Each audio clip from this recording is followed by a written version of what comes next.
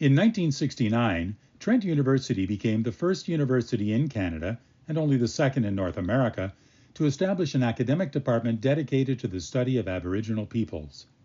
Co-founded by Professor Simons, Dr. Harvey McCue, Dr. Kenneth Kidd, and others, the Indian Eskimo Studies program led the way for other programs in Canada. Trent's incorporation of Indigenous teachings and history into its interdisciplinary programs, such as Canadian Studies, has been critical in the development of the university. And it all began with recognizing the land the university was to be built on and the people who lived there. Well, for me, it's been a privilege for me to know Dr. Simons or Professor Simons, and even we were great friends over the many years. But this whole process of friendship began over 50 years ago, when the university itself was in its infant stage and under discussion.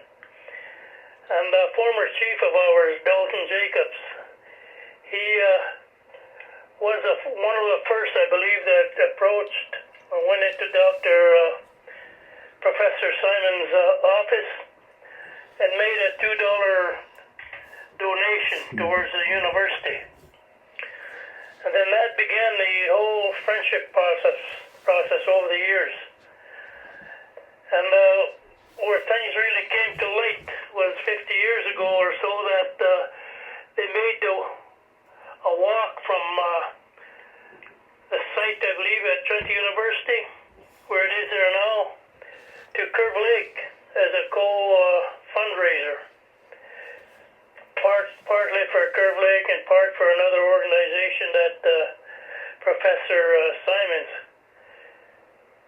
was working for. So that began the beginning of our relationships, and that carried on right through to up to now. And I think the memory and the relationship will continue. I believe it's this past September, or a year ago this September. I think this past September. It was the fall of 1967. I was in third year at Trent, and I was starting the year as the president of the Champlain College Student Council.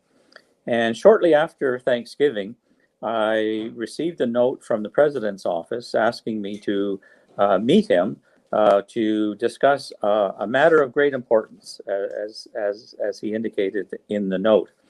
And so we met, and he told me that he wanted to contribute to Native people, as the term was used in those days. As the president of the university, he wondered how he might best do that. And so we had several conversations over the course of about 2 weeks, and we agreed that the university could best contribute to the interests and concerns of Indigenous people by creating a program of studies at the university that focused on and spoke to Indigenous topics and concerns, and that would appeal to Indigenous students to come to Trent and commence with their studies.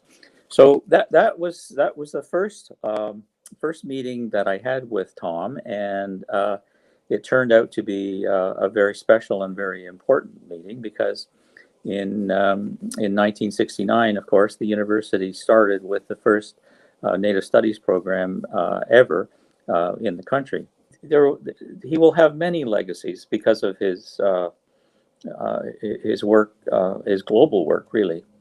But in my mind, and in the minds of many people, an important legacy, if not one of the most important legacies, will be his commitment and dedication to creating Indigenous studies at the university.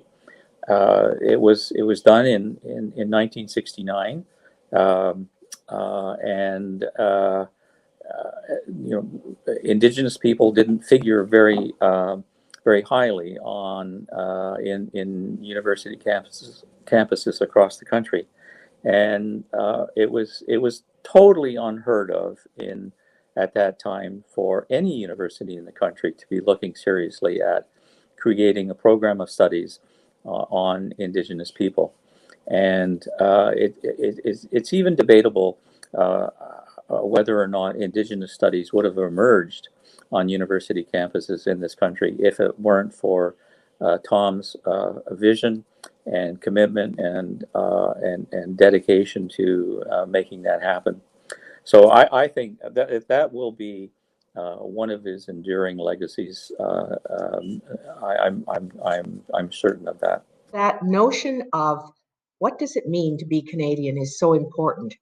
It included, of course, his profound commitment to encouraging all of us to learn about and embrace the traditional knowledge of Indigenous peoples. He saw the people of Curve Lake, for example, as integral partners in the creation of Trent University. So it was very close to the origin of who we are.